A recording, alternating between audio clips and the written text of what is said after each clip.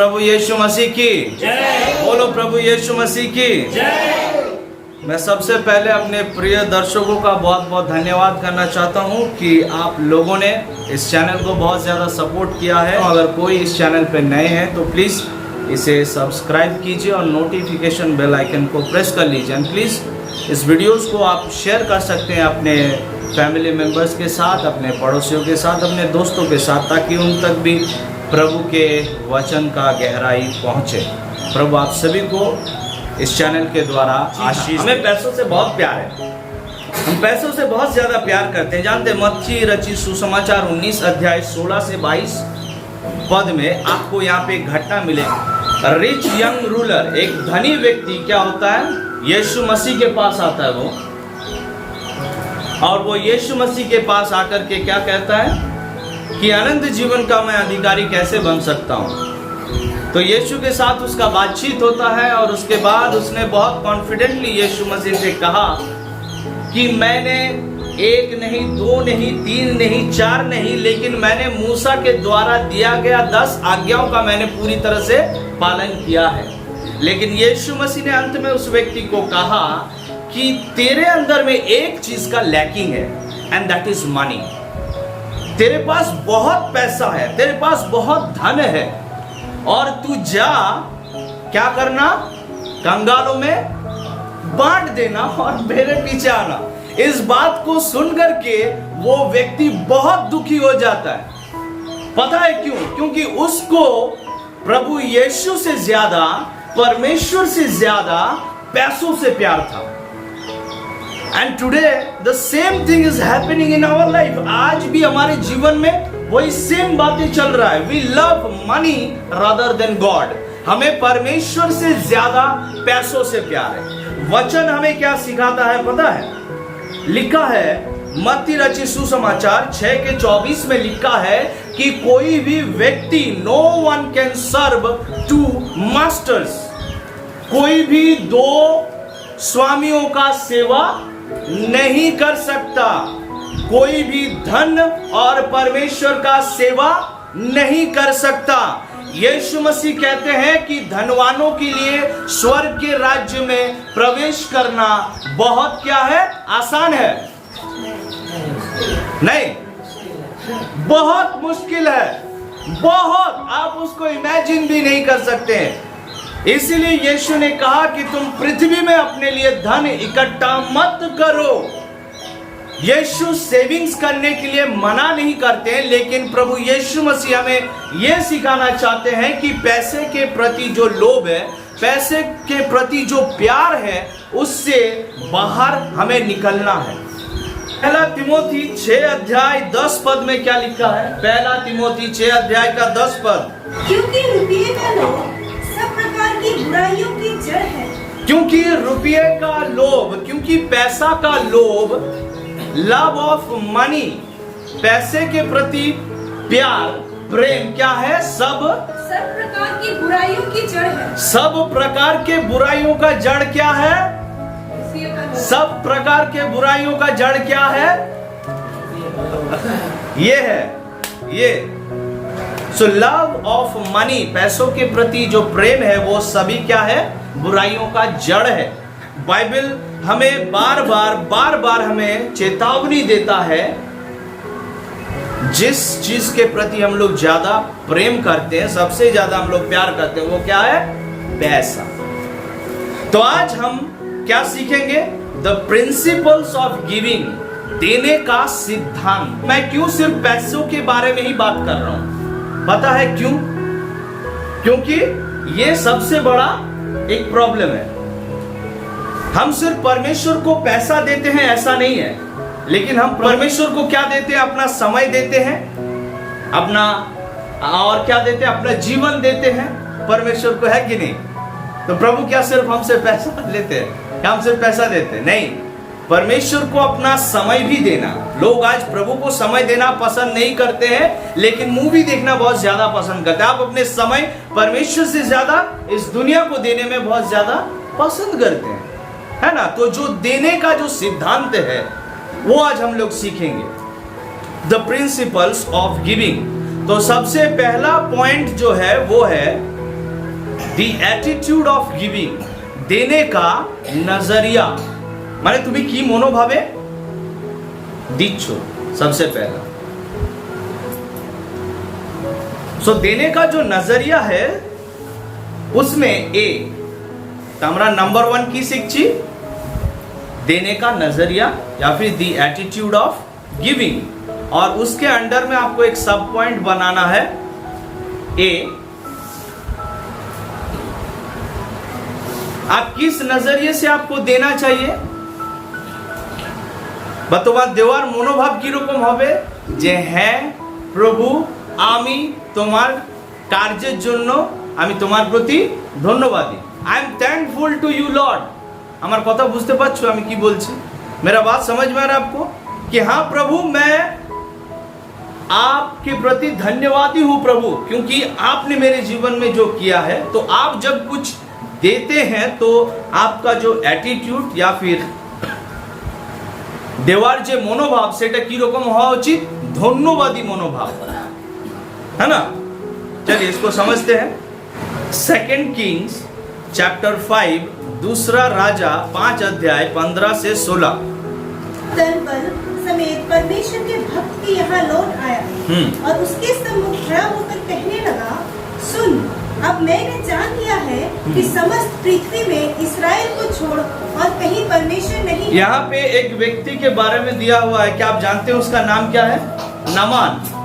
Naaman के बारे में दिया हुआ है। नामान जो कि एक क्या था, एक कमांडर था, सीरियन आर्मी का एक कमांडर था, और उसको लेप्रोसी हो गया था, कोढ़ का बीमारी हो गया था। तो जब वो प्रभु के इस भविष्यवक्ता के पास आता है तो उसने क्या किया, नामान के साथ मुलाकात भी नहीं करता, नामान को भेज देता कि जाओ जाकर के जॉर्डन रिवर में क्या करना है तुमको, तुम 7 बार डुबकी लगाओ। अभी नामान मानने को राजी ही नहीं था, लेकिन बाद में कैसे भी करके उसको बहुत समझाया गया कि अरे चलो यार क्या करना, आप डुबकी लगा लो 7 बार। तो उसने डुबकी दिया और उसके बाद क्या वो चंगा हो गया। Now he came back to prophet, वो भविष्यवक्ता के पास लौट आता है, एलिशा के पास वो लौट आता है, क्या करने के लिए, कुछ गिफ्ट लेकर के आता है। वहां पे इंग्लिश में लिखा है गिफ्ट, तो वो कुछ गिफ्ट लेकर के आता है देने के लिए। किसको? एलिशा को। क्यों? हाँ, क्योंकि जो इज़राइल के परमेश्वर ने उसके जीवन में किया था उसके लिए वो क्या था, वो बहुत ज्यादा थैंकफुल था। तो इसीलिए वो क्या किया, वो भविष्यवक्ता के पास गया और उसको उसने क्या गिफ्ट देने के लिए गया। तो हमारा देने का जो नजरिया है या फिर एटीट्यूड, हमारे देवार मनोभाव कार मतो हवा उचित। कोइन ना हेबल তোমরা শুনেছো? হ্যাঁ, কোইনের মতো আমরা শুনেছি। কোইন আর হেবলের মধ্যে কার কি বলে, কার যে ওই অফারিংটা বা যে ভেট ছিল, ঈশ্বর কারটা গ্রহণ করেছিল? হেবল এটা গ্রহণ করেছিল, তাই না? তো আমরা কার মতো দেব, কার মনোভাব নিয়ে দেব? আমরা হেবলের মতো না। वेरी गुड, तुमरा अनेक जानो, वेरी गुड। और जब आप देते हैं तो आपको क्या होना चाहिए, आप इस नजरिए से दीजिए कि lord I am thankful to you, प्रभु आमी तुम्हार प्रति अनेक धन्यवादी। इस नजरिए से आप दीजिए, इस एटीट्यूड से आप दीजिए। नंबर 2 की होबे, नॉट आउट ऑफ ऑब्लिगेशन, अर्थात बाध्यबाधकतार सहित नয় ना हो। आइए वचन क्या कहता है हम लोग देखते हैं, 2 कोरिन्थियों 9:7। हर एक जन जैसा मन में ठाने वैसा ही दान करे। हर एक जन जैसा मन में ठाने वैसा ही दान करे। ना कुड़ के, हाँ, और ना दबाव से, ना कुड़ के और ना ही दबाव से, क्योंकि परमेश्वर हर्ष से देने वाले से प्रेम रखता है। हाँ, जो व्यक्ति हर्ष से देता है, जिन्हें हृष्टचित्त दाता ईश्वर ताके भालोबासे। कोई कुड़कुड़ा के या दबाव से मत दो। तुम्हारा जो मनोभाव सेटा की रकम ना हो, এই রকম না हो अरे बाप रे দিতেই হবে, এত প্রেসার দেওয়ার, এই মনোভাবে দিও না। जब आप क्रिसमस का जब आप शॉपिंग करने के लिए जाते हैं और जब दुकानदार आपको लिख देता है 1200 रुपया पैंट का, तो क्या वहां पे आप बोलते हैं? क्या आपको तब वहां पे तकलीफ होता है? नहीं, तब तो वहां पे देके आ जाते। है ना। लेकिन जब हम परमेश्वर को देने का मैटर होता है तब क्या होता है, हमें बहुत हमें प्रॉब्लम होता है। तो एक बात सुनिए, जब आप देते हैं तो आपका जो देने का नजरिया वो कैसा होना चाहिए। आप दबाव में आकर के मत दीजिए, आपको कुड़कुड़ा के नहीं देना चाहिए, क्योंकि परमेश्वर जो कि हर्ष से देता है, जो लिबरली देता है, जो जेनरसली देता है, परमेश्वर उस व्यक्ति से प्रेम रखता है और उसी के भेंट को, उसी के दान को, उसी के बलिदान को, उसी के समय को, उसी के जीवन को परमेश्वर एक्सेप्ट करता है। आप नहीं चाहते हैं चर्च जाने में, लेकिन फिर भी घर में लोग दबाव दे रहे हैं इसीलिए आप चर्च जा रहे हैं, तो इससे परमेश्वर खुश नहीं होता। और जो समय आप चर्च में देते हैं, उस समय का जो भेंट है, बलिदान है, वो जो समय जो आप देते, परमेश्वर उसे ग्रहण नहीं करते हैं। तो इसीलिए सिर्फ मैं यहाँ पे पैसा का बात नहीं कर रहा हूं, मैं समय के बारे में भी बात कर रहा हूं, आपके जीवन के बारे में भी बात कर रहा हूं। लेकिन मेनली हम लोग पैसे के ऊपर में ही फोकस करें, यही क्योंकि सब बातों का जड़ है। घटना बता दो, आई थिंक ये 2013 का बात है कि मैं मध्य प्रदेश में था। वहां पे एक एंगेजमेंट पार्टी था, और उस एंगेजमेंट पार्टी में, एंगेजमेंट को क्या कहते हैं हिंदी में? हाँ, मंगनी। अच्छा, बागदान चिलो। अच्छा, हाँ, एक मंगनी था। तो वहां पे क्या हुआ, पास्टर साहब आ गए और मंगनी शुरू होने वाला है इवनिंग 3 बजे, और सब लोग आ रहे हैं बड़ा बड़ा कार में, और वहां पे सिर्फ मैं ही भाई एक साधारण सा व्यक्ति हूं, और सब लोग बड़े बड़े कार से आ रहे हैं। और क्या हुआ पता है, वहां पे जैसे ही वहां पे सभा शुरू हुआ, 2-3 गाना होने के बाद, जब पास्टर साहब ने ऑफरिंग कलेक्ट करने के लिए कहा एक व्यक्ति को, तो वहां पे जितने भी लोग आए थे, सबके पास कार है, बहुत बड़ा बड़ा जगह पे लोग काम करते हैं, and all of them are Christian, सब कोई क्रिश्चियन है। और जब ऑफरिंग जब कलेक्ट करने के लिए कहा गया, तब वहां पे जितने भी लोग बैठे हुए थे, सब कोई अपने बैग में चिल्लर ढूंढ रहे थे, कॉइन ढूंढ रहे थे। तो हम परमेश्वर को क्या समझते हैं? भिखारी समझते हैं। जैसे आप रोड चलते चलते कोई भिखारी आपसे मांगते, बाबू 2 रुपया दे दो, तो आप क्या करते हैं? दे देते हैं। तो परमेश्वर को भी आप ऐसा ही समझते हैं कि God, our God, he is a beggar, वो एक भिखारी आप उसे समझते हैं। और हम क्या करते हैं उसी तरीके से, जब भी दाने थाला डासे तो उनकी हमरा 1 টাকা 2 টাকা दिए। तो मुझे देख करके ये घटना इतना दुख हुआ, और मन ही मन में वो बहुत हंस रहा था कि प्रभु, इनके पास इतना बड़ा बड़ा कार है, इतना पैसा है, इतना घर है, लेकिन प्रभु इनके पास जो देने का जो हृदय वो नहीं है, वो आपको देना नहीं जानते परमेश्वर। दे love money rather then you. ये लोग आपसे ज्यादा पैसों से प्यार करते हैं, और ऐसे लोगों के लिए स्वर्ग के राज्य में प्रवेश करना असंभव है। तो आपका देने का नजरिया क्या होगा? आप धन्यवाद ही हृदय में दीजिए, थैंकफुल होकर के दीजिए। और दूसरा, दबाव में आकर के या फिर कुड़कुड़ा के मत दीजिए, क्योंकि परमेश्वर जो कि हर्ष से देने वाले से प्रीति रखता है, प्रेम रखता है। जब आपको एक बहुत ही सीवियर बीमारी होता है और डॉक्टर आपको वेलोर रेफर कर देता है, क्योंकि वही लास्ट होप है हम लोगों का, तो जब आपके पास और कुछ होप नहीं है और आप वेलोर में आखिरी सांस गिन रहे हैं, है ना, और क्या हो रहा है, डॉक्टर ने आपको 5 से 6 लाख रुपया लिख दे आपका मेडिकल बिल। आपके पास पैसा नहीं भी है, लेकिन समहाउ आप कोशिश करेंगे उस पैसे को कहीं से भी हो मैं मैनेज करूंगा, जुगाड़ करूंगा, लोन लूंगा, कैसे भी करके हो। अपन को क्या करना है? वो पैसा कहीं से जुगाड़ करना है, मेरे बच्चे को या फिर मेरा बीवी हो, मेरा पति हो, या कोई भी उसे बचाना। तो आप जितना भी पैसा हो, आप वो बिल भरने के लिए तैयार हैं। लेकिन जब भी परमेश्वर को देने का मैटर आ जाए, तब भी क्या होता है? हम मन में कुड़कुड़ाने लगते हैं। हमारे पास बहुत सारे प्रश्न आ जाते हैं, क्यों देंगे भाई, किस लिए देंगे।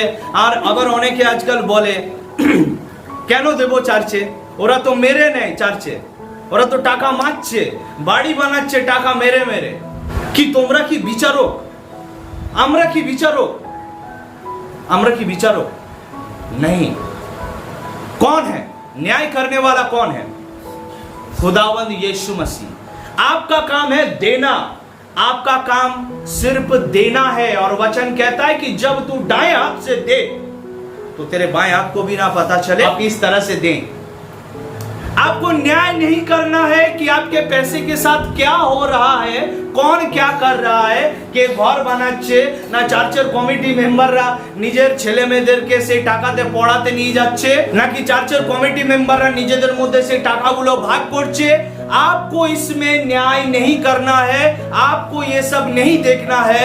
आपको बस you have to obey the command of Lord Jesus Christ. आपको सिर्फ हमारे खुदा का, हमें सिर्फ हमारे खुदा के आज्ञाओं को पालन करना है। कौन क्या कर रहा है उस पैसे के साथ आपको नहीं देखना है, क्योंकि अल्टीमेटली जब वो वापस आएगा तो वो सभी भला और बुरे कामों का वो न्याय करेगा। तो उसके लिए आपको टेंशन नहीं लेना है। हालेलुया। क्या आप समझ रहे हैं? आपको एकदम भी टेंशन नहीं लेना है।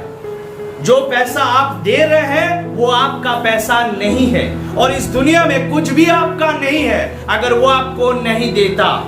सब कुछ उसी का दिया हुआ है, इसलिए हिसाब मत जोड़ो कितना देते हो, किसको दिया, कौन क्या कर रहा है, ये सब मत देखो। You just do your duty, you just do your part. आप अपने काम को कीजिए, और जो न्याय करने वाला परमेश्वर है वो न्याय के दिन में उस सिंहासन से सभी बातों का वो न्याय करेगा। क्या आपने नहीं पढ़ा है? शबोपदेशक में लिखा है कि वो सभी भली और बुरी बातों का क्या करेगा? वो न्याय करेगा। और लिखा है कि every hidden things will come into light. सभी गुप्त बातें क्या हो जाएंगे? प्रकाश में आएंगे। तो जा किचु चलছে তলায় সব কিছু সামনে আসবে। নাম্বার 2 दूसरा पॉइंट है मोटिव बिहाइंड गिविंग। देवार পিছনে उद्देश्य, देने के पीछे मकसद। Malachi chapter 3 verse 10। Malachi chapter 3 verse 10। सारे दशमांश भंडार में ले आओ कि मेरे भवन में भोजन वस्तु रहे। हाँ हाँ, तो यहाँ पे सबसे पहला मोटिव बिहाइंड गिविंग, देने के पीछे जो मकसद आपका होना चाहिए, सबसे पहला जो आपका मकसद होना चाहिए वो ये है to support the ministry of the church. मंडली के जो कार्य है या फिर मंडली के द्वारा जो सेवकाई चल रहा है, उस सेवकाई को, उस मिनिस्ट्री को सपोर्ट करने के लिए आप दीजिए। परमेश्वर का वचन कहता है कि तुम अपने दशमांश सभी अपने क्या करो? मेरे भंडार में लाओ, ताकि मेरे भंडार में खाना रहे पर्याप्त, है ना। और इसके द्वारा क्या हो? मेरा सेवकाई आगे बढ़े।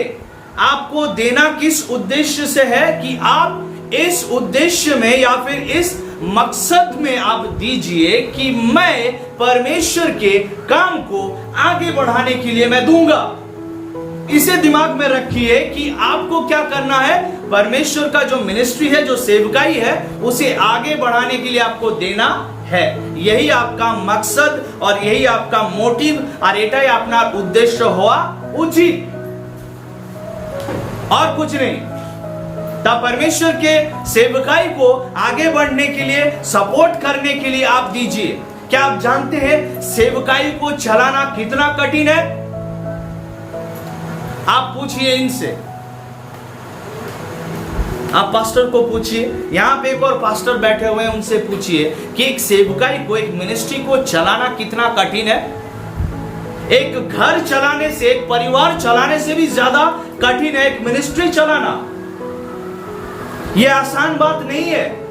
हम बहुत ही डिफिकल्ट काम करते हैं, और उस काम को आगे ले जाने के लिए मंडली को आगे आना होगा, विश्वासियों को आगे आना होगा, और उन्हें देना होगा इस मोटिव से, इस मकसद से कि ताकि परमेश्वर का राज्य आगे बढ़े, है ना। आज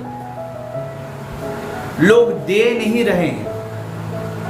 आज क्रिश्चियंस लोग दे नहीं रहे। भारत देश में जितने भी यहाँ पे सेवकाई चल रहे हैं, मिनिस्ट्री चल रहे हैं, उनमें से ज्यादातर सेवकाई, मिनिस्ट्री, चर्च फॉरेन फंड से चल रहा है। भारत देश में विश्वासी और क्रिश्चियन नहीं है कि नहीं है? तो अगर भारत देश में क्रिश्चियन है, विश्वासी है यहाँ पे, तो हमारा घर का मामला, हमारा घर का मैटर, हमारे देश का सेवकाई, मिनिस्ट्री बाहर का लोग क्यों चला रहा है? क्यों? Because we are not giving, हम दे नहीं रहे हैं।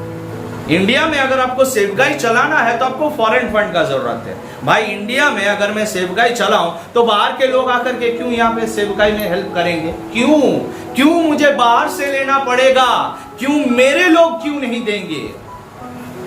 क्योंकि मेरे लोगों को, मेरे देश के विश्वासी भाई बहनों को, मेरे देश के क्रिश्चियंस को यह सिखाया नहीं गया है देने के मैटर में। उन्हें सिखाया नहीं जाता और इसी वजह से they don't know the importance of giving. उन्हें देने का महत्व नहीं पता है। परमेश्वर के राज्य को, उसके सेवकाई को सपोर्ट करने के लिए आप दीजिए, यही आपका मकसद होना चाहिए। अगर आप नहीं देंगे तो परमेश्वर का सेवकाई चलेगा कैसे? सोच करके देखिए। How we will survive? हम कैसे सर्वाइव करेंगे? हमारा काम क्या है? परमेश्वर का वचन बांटना, सेवकाई करना। और हमारे लिए कहां से आएगा? ऊपर से गिरेगा। परमेश्वर गिराएंगे ऊपर से। किसको देना है? आप लोगों को देना है ना। अगर आप लोग नहीं देंगे, अगर आप लोग, जो लोग मुझे देख रहे हैं, अगर आप लोग अपने मंडली में, अपने चर्च में, अपने पास्टर को, अपने सेवकाई को, अगर आप लोग वहां पे अपना कंट्रीब्यूशन नहीं देंगे तो प्रभु का राज्य बढ़ेगा कैसे? आप अपने मकसद को ठीक कीजिए। To support the ministry of church आप दीजिए। के पीछे मकसद क्या होगा आपको? प्लीज जोर से बोलिए सब कोई कि मैं प्रभु के सेवकाई को आगे बढ़ाने के लिए दूंगा और यही मेरा मकसद है देने का। और ये छोड़कर के और कुछ भी आपका मकसद नहीं होना चाहिए। तो नंबर बी है to gain control over pastor. अभी कुछ लोग देते हैं क्यों? क्योंकि हमें पास्टर के ऊपर क्या करना है?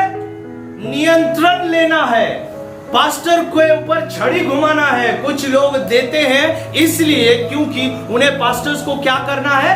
कंट्रोल करना है, अपने हाथों में नचाना है। क्या विश्वास करते हैं कि एक पास्टर जिसको परमेश्वर चुनते हैं, क्या विश्वास करते हैं ये একজন পালক তাকে কে তার নির্বাচন করে? আপনি না ঈশ্বর করে। लेकिन लोग मानते ही नहीं ऐसा। कुछ लोग देते इसीलिए है ताकि पास्टर को वो रूल कर सके, पास्टर के ऊपर, पास्टर को पूरी तरह से कंट्रोल कर पाए। हम जो बोलेंगे आप वही कीजिएगा पास्टर। मेरे चर्च में, मेरे मंडली में बहुत से लोग आते हैं, लोग देते हैं, बहुत देते हैं लोग। लेकिन मैं सबको यही कहता हूं कि आप ऐसा मत सोचिए कि आपके देने से यू विल कंट्रोल मी। आप 10 लाख भी दो तो यू कैन नॉट कंट्रोल मी। आप मुझे कंट्रोल नहीं कर सकते। ठीक है, मेरा बॉस और मेरा रिमोट कंट्रोल सिर्फ यीशु मसीह के पास है। मुझे कोई नहीं कंट्रोल कर सकता। मैं किसी के कंट्रोल में नहीं जाता, है ना। और मंडली को भी ऐसा ही, मतलब इस मेंटालिटी से बाहर आना होगा। कुछ लोगों का इतना गंदा मेंटालिटी है, वो इस तरह के मकसद को, এই রকম তারা উদ্দেশ্য, এই রকম মোটিভ নিয়ে তারা চার্চে আসে, তারা দেয়, so that they can gain control over pastor, ताकि वो पास्टर को नियंत्रण कर सके, अपने हाथों में, अपने उंगली में नचा सके। And this is very bad. ऐसा मत करो। परमेश्वर के चुने हुए व्यक्ति के साथ खिलवाड़ मत करो, है ना। उसके कमजोरियों का फायदा मत उठाओ। You can you can cross any boundaries, आप कुछ भी बाउंड्रीज को या फिर लिमिट्स को, हद को क्रॉस कर सकते हो, एंड वी कैनॉट क्रॉस। हम ऐसे बहुत सारे बाउंड्रीज में बंधे हुए हैं, हम नहीं क्रॉस कर सकते। इसका फायदा मत उठाओ। गॉड विल जज you my dear brothers and sister. परमेश्वर आपका न्याय करेगा। पास्टर को नियंत्रण करने का मकसद ना हो आपके दिमाग में। और दूसरा, चर्च में पोजीशन लेने का मकसद से मत दीजिए। क्या am I right?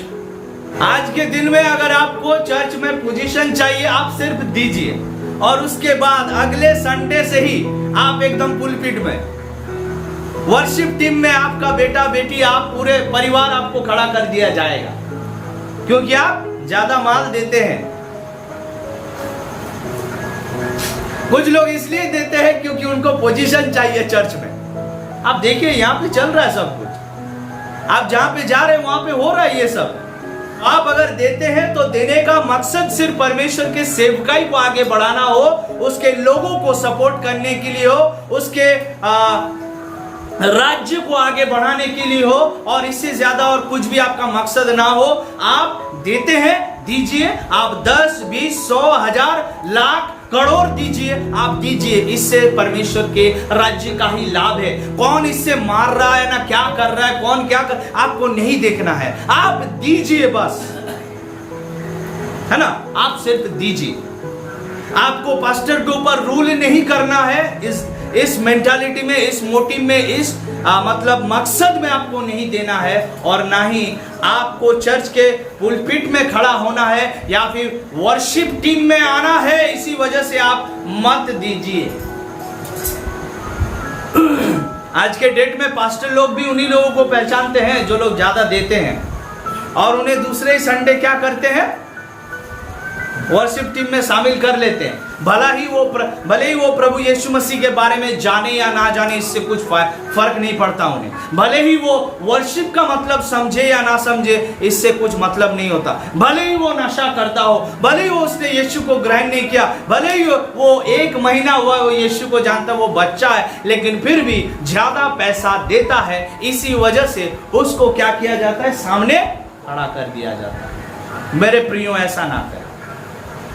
आपका मकसद ক্লিয়ার होना चाहिए। এরপরে তাহলে এত কিছু কথা বলার পর এরপরে আমরা চলে আসছি যে আমরা তাহলে কিভাবে দেব, हम कैसे देंगे। ठीक है, बहुत जल्दी, बहुत ही क्विकली मैं कुछ चीजों को बताऊंगा। सबसे पहले आपको कैसे देना होगा, हर्ष से दीजिए, हर्ष से दीजिए, है ना। 2 Corinthians chapter 9 verse 7, For God loves the one who gives gladly. अच्छा, so God loves one who gives gladly। तो परमेश्वर उससे प्रेम करता है जो क्या करता है, प्रभु को हर्ष से देता है, ग्लैडली देता है, खुश होकर देता है। तो सबसे पहले आपको कैसे देना है, खुश होकर देना है। কিভাবে দেবেন, প্রথম খুশি হয়ে দেবেন। ঈশ্বরকে দিচ্ছেন, কোনো ভিখারিকে না। আপনার মুখ যেন কি না হয়। हाँ, अगर नहीं देना है तो मत दीजिए, लेकिन जब आप परमेश्वर को देते हैं, आप खुश होकर के दीजिए, खुश होकर के दीजिए परमेश्वर, ग्लैडली। नंबर 2, फेथफुली, विश्वस्त होकर के दीजिए।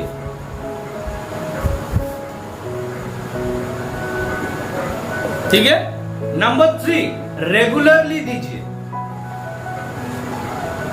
না এই মাসেরটা পরে দিয়ে দেবো,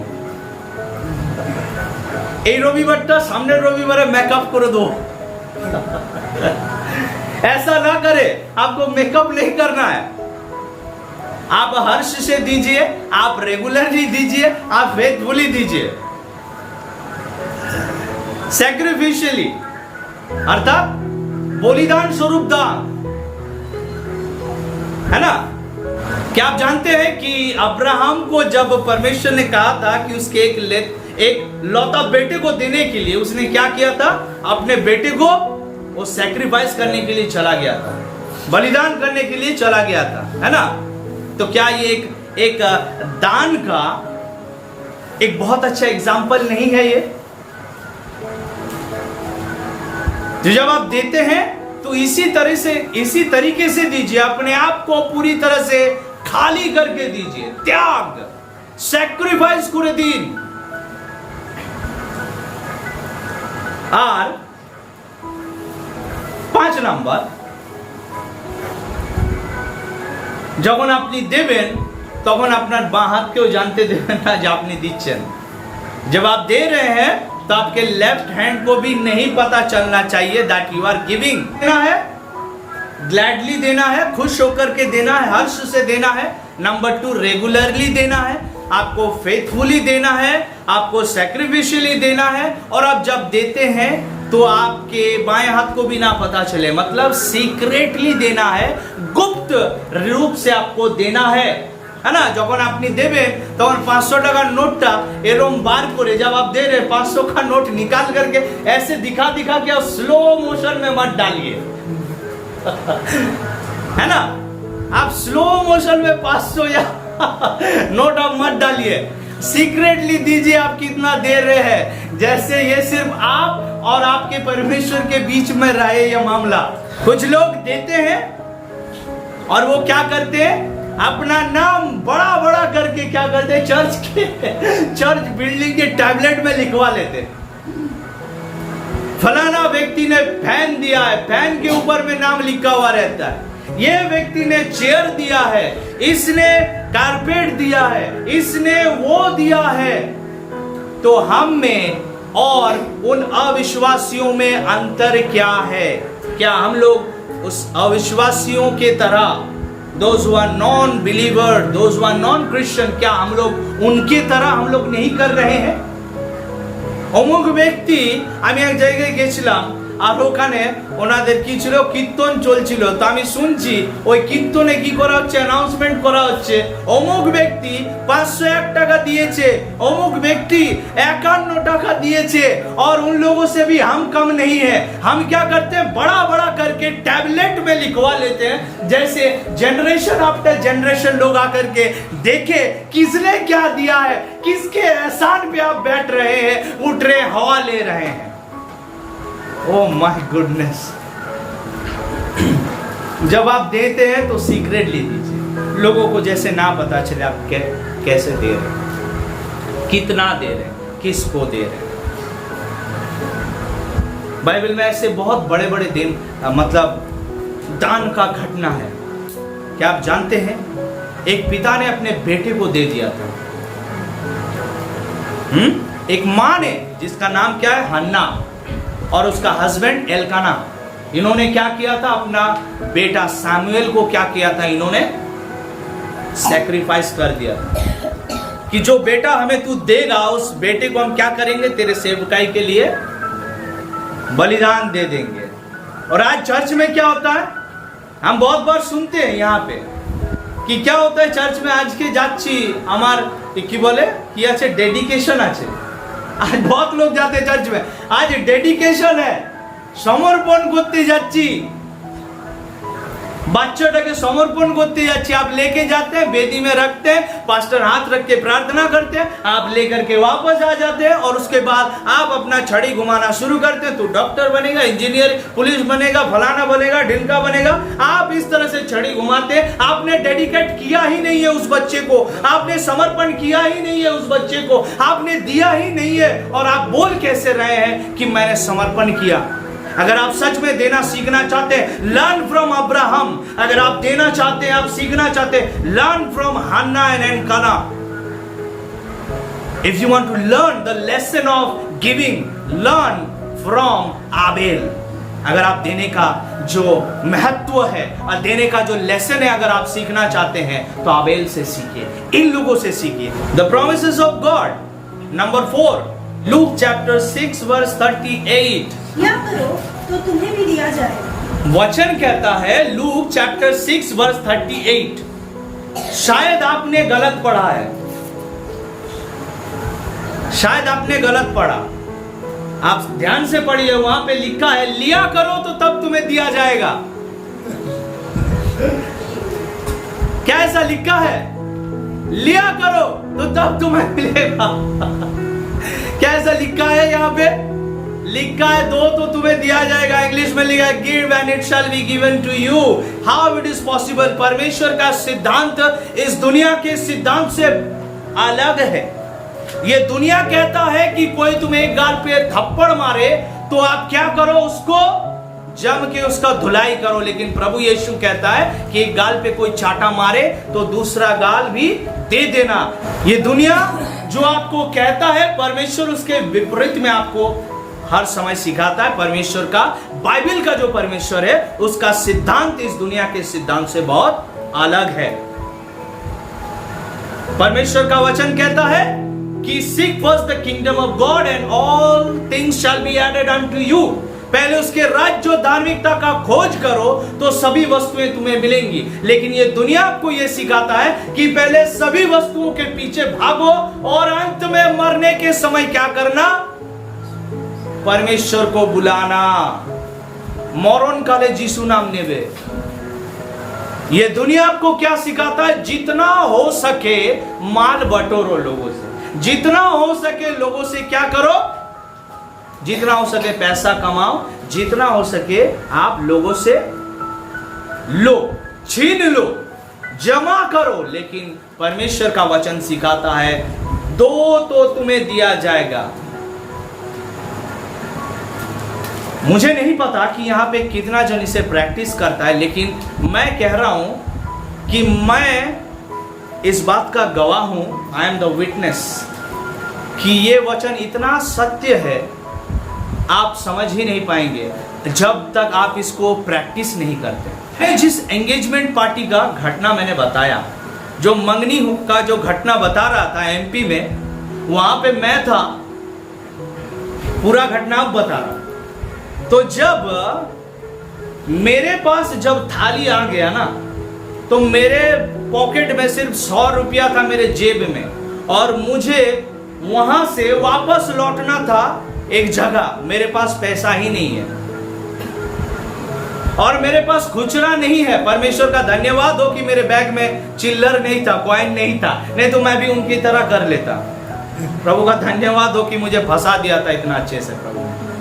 तो जब मेरे पास वो थाली आया ना, तो मेरे पास में भी ये बहुत बड़ा एक चैलेंज था कि मैं अब क्या करूं। मैंने आंख बंद करके बस 100 रुपया का नोट था, निकाल के मैंने थाली पे रख दिया। मैंने छोड़ दिया प्रभु के हाथ में कि अब देखा जाएगा परमेश्वर क्या होगा, मुझे नहीं पता। मेरे पास पैसा नहीं, मेरे पास गाड़ी भाड़ा भी नहीं है वापस लौटने के लिए। जानते क्या हुआ? मैं वहां पे अपने मौसी के घर में था।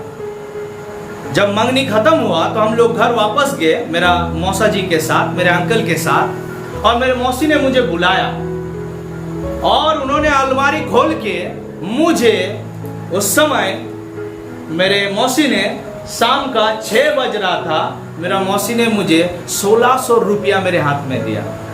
हालेलुया। दो तो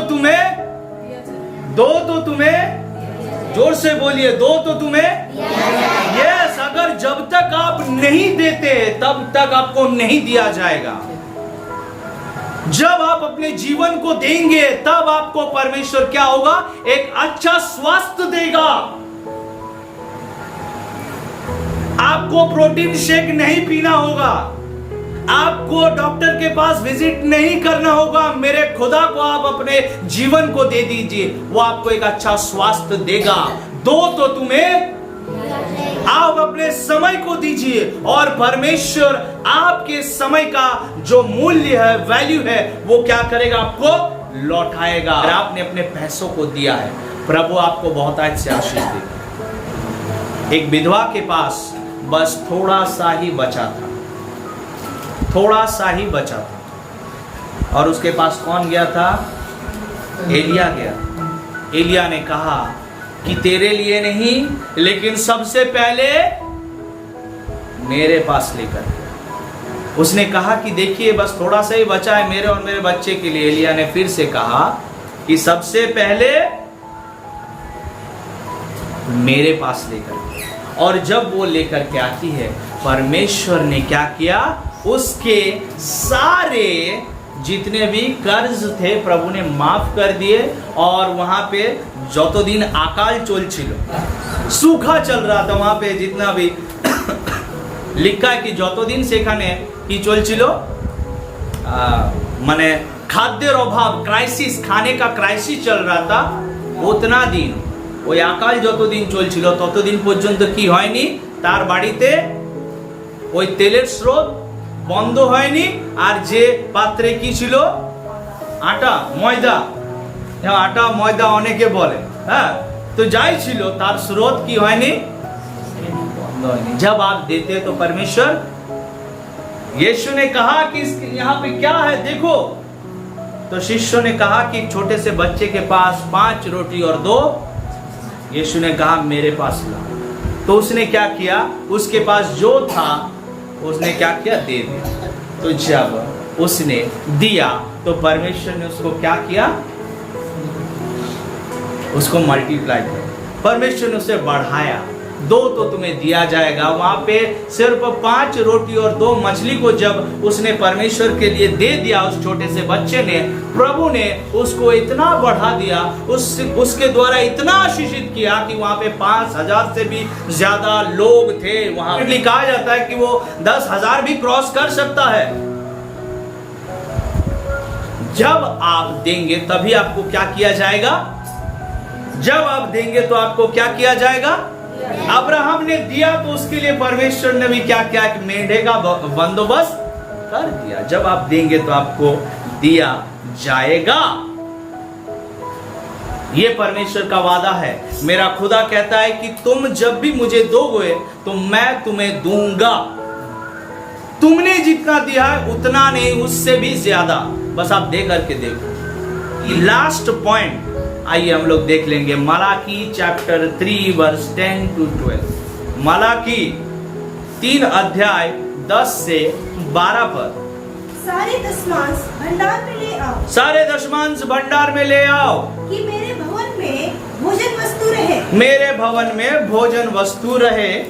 और सेनाओं का यहोवा हाँ। कहता है कि ऐसा करके मुझे परखो, ऐसा करके मुझे परखो, कि मैं आकाश के झरोखे तुम्हारे लिए खोलकर तुम्हारे ऊपर अपरंपार आशीष की वर्षा करता हूँ कि नहीं। तो परमेश्वर ने क्या कहा है कि तुम अपने दशमांश मेरे भंडार में लाओ और मुझे परख कर देख लो एक बार, मुझे दे करके एक बार परख के देखो सिर्फ, और मैं आकाश के दरवाजों को खोलूंगा और तुम मेजर भी नहीं कर सकते, तुम माप भी नहीं सकते, मैं तुम्हें इतना ज्यादा दूंगा। परमेश्वर का यह प्रतिज्ञा है कि वो आकाश के दरवाजों को हमारे लिए खोल देगा।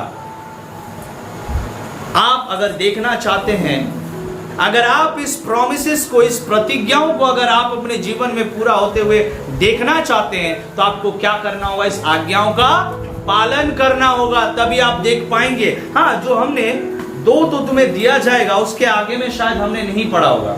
हाँ, उसके बाद हमने नहीं पढ़ा होगा। देखिए क्या लिखा है उसके बाद भी, लूक चैप्टर 6 वर्स 38। हाँ, उसके बाद में भी कुछ है शायद। दिया करो तो तुम्हें दिया जाएगा। लोग पूरा नाव दबा दबा कर हाँ। और हिला हिला कर और उभरता हुआ तुम्हारी गोद में डालेंगे। हाँ, लिखा है कि दबा दबा कर दिया जाएगा, इतना ज्यादा देवा जावे, चापिया झांकिया उपचिया पड़वे, ईश्वर एतो देवेन तुम्हारे।